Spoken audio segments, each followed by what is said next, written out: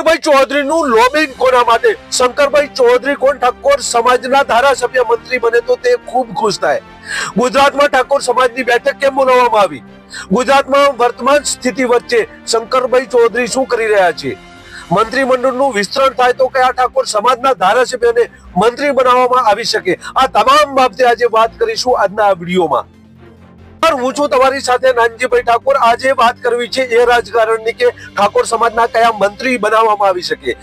વાત કઈ એવી છે કે ગુજરાતમાં મંત્રીમંડળના વિસ્તરણની ચર્ચા ચાલી રહી છે, ત્યારે ક્યાં તો નવરાત્રી સુધી અથવા તો 2027 ની વિધાનસભાના એકાદ દોઢ વર્ષ પહેલા આખી મંત્રીમંડળની નવી રચના કરવામાં આવે, કદાચ જેમાં પ્રદેશ અધ્યક્ષ પણ નિમવામાં આવી શકે તેવી વાતે એ ચર્ચા પકડ્યો છે. ત્યારે બીજી વાત એ પણ છે કે અધ્યક્ષ પણ ત્યારે જ નિમવામાં આવશે. આમ આ બે વાત ચાલી રહી છે. ત્યારે એક વાતમાં હમણાં થોડા સમય અગાઉ મંત્રીમંડળનું વિસ્તરણ થાય અને બનાસકાંઠામાં ઉત્તર ગુજરાતમાં જોઈને ઠાકોર સમાજના ચહેરાઓને મંત્રી બનાવવાનું નક્કી કરે તો કોણ હશે? આ શંકરભાઈના માનીતા અને નજીકના અને શંકરભાઈ આ ચહેરાઓમાં સહમત થાય તો એ જાણી લઈએ કે બનાસકાંઠા જિલ્લામાં ઉત્તર ગુજરાતમાં શંકરભાઈ ચૌધરીની મંજૂરી સિવાય ભારતીય જનતા પાર્ટી હોય કે પછી એ ઠાકોર સમાજના ધારાસભ્યો હોય એમને પૂછ્યા વગર કોઈ પ્રમોટ કરતા પહેલા બે વાર વિચાર કરે કે શંકરભાઈ ચૌધરીની સહમતિ અને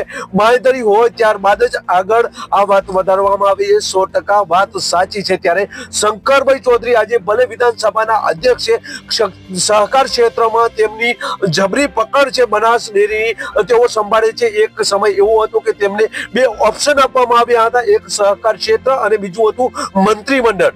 સહકાર ક્ષેત્રમાં બનાસ ડેરીના ચેરમેન રહ્યા. આજે ભલે વિધાનસભાના અધ્યક્ષ હોય, કહેવાય છે કે વિધાનસભાના અધ્યક્ષ નીમાબેન આચાર્ય ક્યાં છે, રમણભાઈ વોરા આજે ક્યાં છે, રાજેન્દ્રભાઈ ત્રિવેદી આજે ક્યાં છે, વજુભાઈ વાળા આજે ક્યાં છે અને પરબતભાઈ પણ કાર્યકારી અધ્યક્ષ રહી ચુક્યા છે, તે પણ દેખાતા નથી. એ પણ ક્યાં છે? એ સવાલ છે કે શંકરભાઈ ચૌધરી પણ એ જ દિશા તરફ જઈ રહ્યા છે.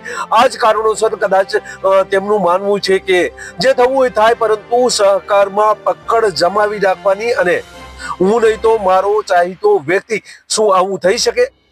ભાઈ ચૌધરી થરાદમાં ભયંકર એક્ટિવ છે. ઠાકોર સમાજની બેઠક પણ બોલાવવામાં આવી હતી અને એ વાત પણ છે કે થરાદમાં દેશી ચૌધરી અને મારવાડી ચૌધરી વચ્ચે ડખ્કો ચાલી રહ્યો છે. કદાચ મારવાડી ચૌધરી સમાજના જે લોકો છે એ શંકરભાઈને મોટું નુકસાન ન કરી જાય એ માટે આજે કારણોસર કદાચ ચૂંટણીની ભલે વાર છે, પરંતુ ચૂંટણીને લઈને ક્યાંક ને ક્યાંક શંકરભાઈ ચોકઠા પણ ગોઠવી રહ્યા હોય, ચોકઠાબાજી કરી રહ્યા હોય તેવું હાલ તો જોવા મળી રહ્યું છે. ત્યારે વાત એ છે કે કયો ઠાકોર ધારાસભ્ય આગળ વધારવામાં આવે તો તેમને મદદરૂપ થાય અને પાર્ટીની વ્યાખ્યામાં એ બંધ બેસે, જાણવાનો પ્રયત્ન કર્યો. ત્યારે અમારી પાસે 4 નામો આવ્યા છે, જેમાં અલ્પેશભાઈ ઠાકોર છે જે ગાંધીનગર દક્ષિણ થી ધારાસભ્ય છે, બીજું નામ છે કેસાજી ઠાકોર જેઓ દિવ્યોદર થી ધારાસભ્ય છે અને ત્રીજું નામ છે લવિંગજી ઠાકોર જેઓ રાધનપુર થી ધારાસભ્ય છે અને હજુ એક નવા નકોર ધારાસભ્ય બન્યા છે જેઓ વાવના જેઓ ધારાસભ્ય છે સૌરૂપજી ઠાકોર. આ 4 નામ આવ્યા છે.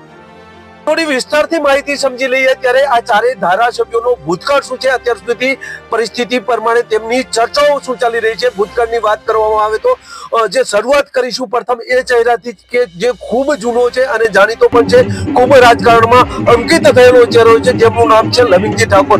લવિંગજી ઠાકોર ગુજરાતના રાજકારણમાં ખાસ કરીને શંકરભાઈ ચૌધરી અને શંકરસિંહ વાઘેલાને મદદરૂપ થનારો આ ચહેરો છે. ત્યારે 1996 પછીની ચૂંટણીમાં વાત એવી છે કે શંકરસિંહ વાઘેલાની સરકારમાં તેમણે મુખ્યમંત્રી બનવું હતું અને શપથ લીધા હતા, પરંતુ ધારાસભ્ય તેમને બનવું જરૂરી હતું. ત્યારે આ ધારાસભ્ય બનવા માટે રાધનપુરની સીટ પસંદ કરી હતી અને 1995 લવિંગજી ઠાકોર કે જેઓ રાધનપુરથી જે ચૂંટણી જીત્યા હતા અને અપક્ષમાં જીત્યા હતા, ત્યારે આ શંકરસિંહ વાઘેલા માટે આ બેઠક તેમણે ખાલી કરી હતી અને આ બેઠક ખાલી થતા જ શંકરસિંહ વાઘેલા અહીંયા ચૂંટણી લડ્યા. ત્યારબાદ લવિંગજી ઠાકોર 1998 પણ લડ્યા, ત્યારે તેઓ હાર્યા.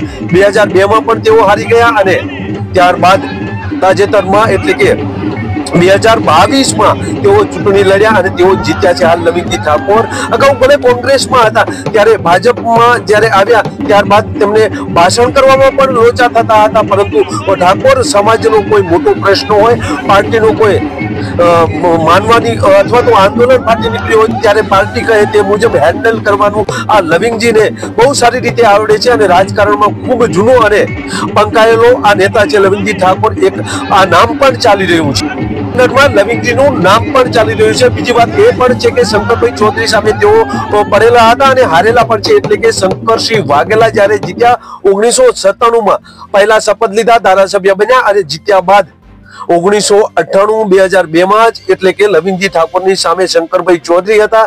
લવિંગજી ઠાકોરની હાર થઈ હતી ને ત્યારબાદ 2007માં જીત્યા. 2012માં વાવથી તેઓ ચૂંટણી લડ્યા. 2017માં જ્ઞાનીબેન સામે શંકરભાઈ ચૌધરી લડ્યા હતા, પરંતુ તે સમયે હારી ગયા અને પછી ફરીથી 2022માં થરાદથી લડ્યા અને તેઓ જીત્યા. રાધનપુર અતિ મહત્વની બેઠક છે ઠાકોર સમાજ માટે પણ, એટલે કે ઉત્તર ગુજરાત માટે પણ. કેટલોય ભાગ પાટણમાં આવે છે તો કેટલોક ભાગ બનાસકાંઠામાં પણ આવે છે.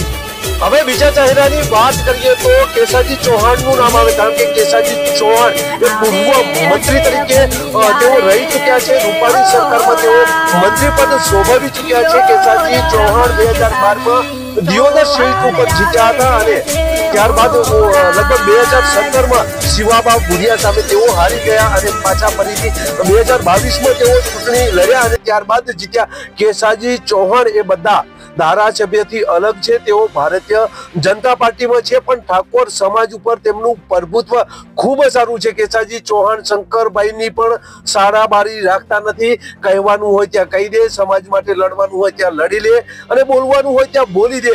આવા છે. પાર્ટીના કોઈ આગેવાનને કહેવાનું હોય તો પણ કહી દે. આ પ્રકારની શખ્સિયત ધરાવતા આ કેસાજી ચૌહાણ છે.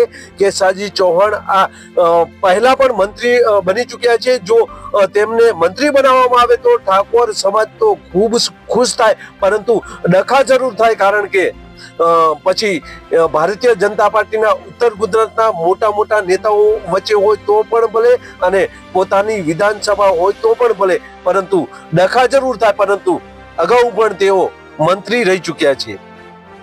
ત્રીજા ચહેરાની વાત કરીએ તો અલ્પેશ ઠાકોર. અલ્પેશ ઠાકોર એ યુવા ચહેરો છે, આંદોલનમાંથી બહાર આવેલો ચહેરો છે. ગુજરાતના એવા ચહેરાઓમાંથી કે જેના દમ ઉપર આવેલા હોય, આવા ચહેરામાંથી અલ્પેશ ઠાકોરનું એક નામ છે અને અલ્પેશ ઠાકોર આ દમદાર પોતાના દમ ઉપર આવેલો આ ચહેરો છે, ત્યારે તેમની ભૂમિકા દમદાર રહેલી છે. 2017માં વિધાનસભામાં અલ્પેશ ઠાકોરની ભૂમિકા અતિ મહત્વની હતી, કારણ કે કોંગ્રેસમાં 77 સીટો સુધી પહોંચાડનાર અલ્પેશ ઠાકોર હતા.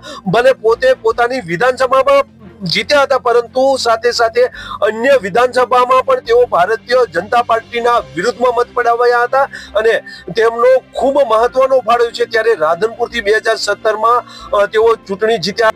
ત્યારબાદ ભારતીય જનતા પાર્ટીમાં જાય છે, વરંડો ટપે છે. તે સમયે પેટા ચૂંટણી યોજાય છે અને આ પેટા ચૂંટણીમાં અલ્પેશભાઈ ઠાકોર હારે છે અને સામે કોંગ્રેસમાંથી રઘુભાઈ જીતી જાય છે. અલ્પેશ ઠાકોર ઉપર ફરીથી ભારતીય જનતા પાર્ટી વિશ્વાસ મૂકે છે.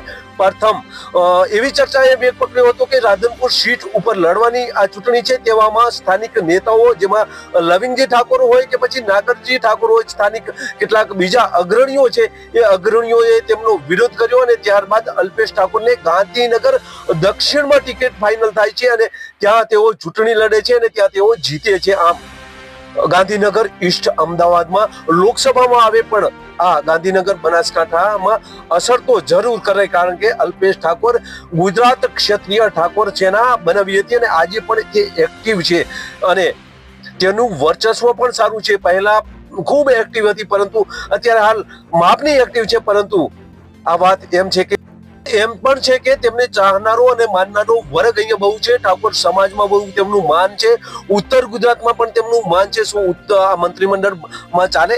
આમ તો પહેલા તેઓ લીલીબેનની વાતો કરતા હતા, ત્યારે અલ્પેશ ઠાકોર ને હવે અપેક્ષા પણ હશે, કારણ કે લાંબા સમય સુધી તેઓ રાહ જોઈને બેઠા છે અને મંત્રી બનાવવામાં આવે તો ઠાકોર સમાજ પણ અહીંયા ખુશ થાય.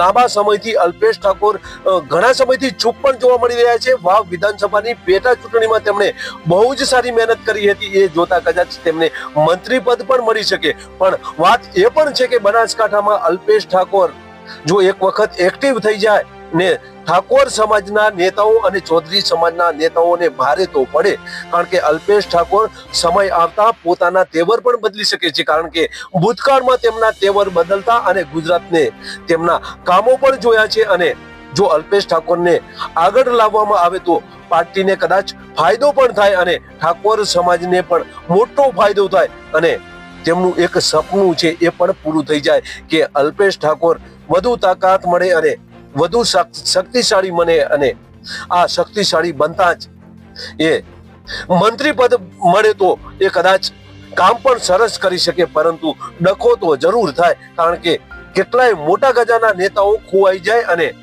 છેલ્લે સ્વરૂપજી ઠાકોર કે જેઓનું નામ ચાલી રહ્યું છે એ ચહેરા વિશે પણ આજે જાણીશું. સ્વરૂપજી ઠાકોર હમણાં વાવ વિધાનસભાની જે પેટા ચૂંટણી છે તેમાંથી જીતીને આવેલો આ ચહેરો છે.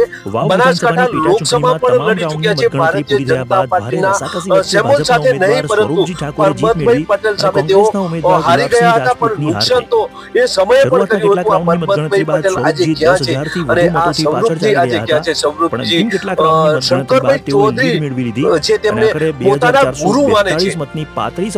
2022ની વિધાનસભા ચૂંટણીમાં ભારતીય જનતા પાર્ટીએ ટિકિટ આપી અને ખૂબ પ્રમોટ આપ્યું હતું. જ્ઞાનીબેન જીત્યા અને ફરીથી જ્ઞાનીબેન લોકસભામાં ગયા ત્યારે ફરીથી પેટા ચૂંટણી થાય છે અને અહીંયા અઢળક ઉમેદવારો હોય છે. આ બધા ઉમેદવારો વચ્ચે આ સ્વરૂપજી ઠાકોર છે તેમને ભારતીય જનતા પાર્ટી તેમને ટિકિટ આપે છે અને આ ટિકિટ આપ્યા બાદ અહીંયા ચૂંટણી થાય છે. ચૂંટણીમાં તેઓ જીતે છે. શંકરભાઈ ચૌધરી તેમને જીતાડવા માટે અનેક પ્રયત્નો કરે છે અને જીતાડે પણ છે. ત્યારે ભલે આ સ્વરૂપજી ઠાકોર ઓછા વોટથી જીત્યા, પરંતુ અહીંયા જીતી જાય છે. આમ આ ચહેરો પણ શંકરભાઈની ખૂબ નજીકનો ચહેરો છે અને સ્વરૂપજી ઠાકોર શંકરભાઈને પોતાના ગુરુ પણ માને છે, એટલે એક આ પણ નામ ચાલી રહ્યું છે. પ્રતાપસિંહ રાજપૂત જ્યારે જીતની નજીક પહોંચ્યા ત્યારે હારી ગયા, કારણ કે સ્વરૂપજી શંકરભાઈ ચૌધરીના જે નજીકના છે અને શંકરભાઈ ભારતીય જનતા પાર્ટીમાં તેમણે ખૂબ મહેનત કરી હતી તેમને જીતાડવા માટે. અને પાર્ટીમાં એવું પણ કહેવાય છે કે સોશિયલ મીડિયામાં તેઓ ઓછા રહે છે. ભારતીય જનતા પાર્ટીનું જો આદેશ હોય અથવા તો કોઈ કામ હોય તો તે આદેશનું પાલન કરવું, એ પાલન પણ કરે છે અને પાર્ટી વિરુદ્ધનું કોઈ પણ કામ કરવાનું આવે તો એમાં એ ના પણ પાડી દે છે અને પાર્ટીને નુકસાન ના કરે. અને તેવા લોકો સાથે તે વધુ રહેતા હોય છે, નુકસાન કરે તેવા લોકો સાથે રહેતા પણ નથી. ત્યારે આ સ્વરૂપજી ઠાકોર ને મંત્રી બનાવવામાં આવે તો આ બંધ બેસતો ધારાસભ્ય છે અને આ બંધ બેસતો ચહેરો પણ છે. એ આ ચારમાંથી આ એમનું નામ પણ જોવા મળી રહ્યું છે. હવે છેલ્લે લોકસભાની ચૂંટણીઓ જોઈએ તો વાવની જે બેઠક છે ત્યાંથી જ્ઞાનીબેનને લીડ નહોતી મળી. દિયોદરની વાત કરવામાં આવે તો કેશાજી ચૌહાણ વાળી જે સીટ છે ત્યાંથી કોંગ્રેસને લીડ મળી હતી. રાધનપુર સીટ કે જે પાટણમાં આવે છે, પાટણ લોકસભામાં આવે છે, ત્યાં ભાજપને લીડ મળી હતી. ચંદનજી ઠાકોર કે જેઓ તેઓને લીડ નહોતી મળી અને એટલે જ કહેવાય છે કે તમામ સમીકરણો જોતા જો નક્કી કરવામાં આવે તો આવનાર સમયમાં જે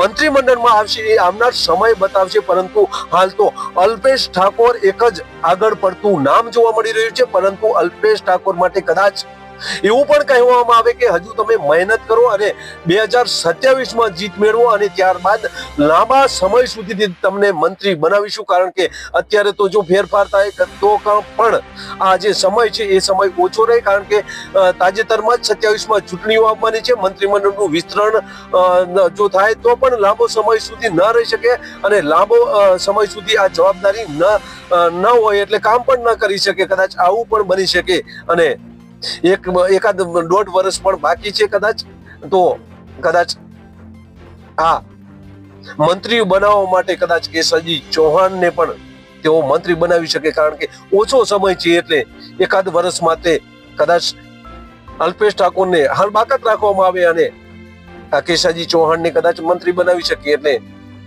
આવું પણ થઈ શકે. સામાન્ય રીતે ધારાસભ્ય તરીકે ખૂબ તેઓ કેસાજી ચૌહાણ કામ કરી ચૂક્યા છે, મંત્રી બની ચૂક્યા છે, ઘણી બધી જવાબદારીઓ તેઓ લઈ ચૂક્યા છે. કદાચ એમને ચાન્સ પણ મળી શકે. હાલ તો આ ધારાસભ્યને લઈને અનેક ચર્ચાઓ જોવા મળી રહી છે. અત્યારે હાલ ધારાસભ્ય છે તે લોકોને પણ જવાબદારીઓ ઘણી છે, પરંતુ જ્યારે આ મંત્રી પણ પદ મળે ત્યારે વધુ જવાબદારી વધી શકે છે. કદાચ આવું પણ બની છે. આમ ગુજરાતમાં 4 જે ઠાકોર સમાજના ધારાસભ્યો છે તેમને મંત્રી બનાવવા માટેના સમાચારે વેગ પકડ્યું છે. ત્યારે આ 4 માંથી કોને મંત્રી પદ મળે છે એ આવનાર સમય બતાવશે, પરંતુ આ 4ની ચર્ચાઓ જોવા મળી રહી છે. બસ જો તમે અમારી ચેનલમાં નવા છો અને આવા જ લેટેસ્ટ ન્યૂઝ જોવા માંગો છો તો અમારી ચેનલને અત્યારે સબસ્ક્રાઇબ કરો, જેથી આવનાર લેટેસ્ટ ન્યૂઝ તમારા સુધી પહોંચી શકે. નમસ્કાર.